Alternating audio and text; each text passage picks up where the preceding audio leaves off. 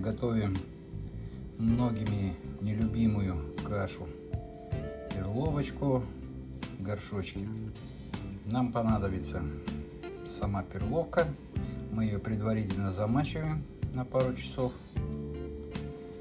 Овощные приправы. У меня сухая овощная приправа. Горшочек, масло подсолнечное или оливковое и соль. Перловочку промыли. Загружаем все в горшочек. Здесь у меня где-то 2 горсти перловки. Добавляем наши приправки, подсаливаем и добавляем воду.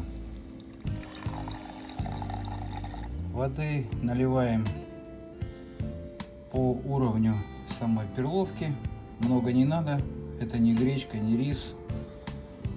Она не так впитывает воду. Ставим в холодную духовку на час.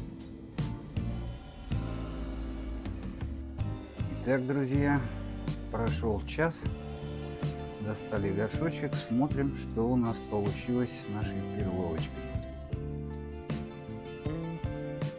Осторожно, горшочек очень горячий. Итак, перловочка у нас готова.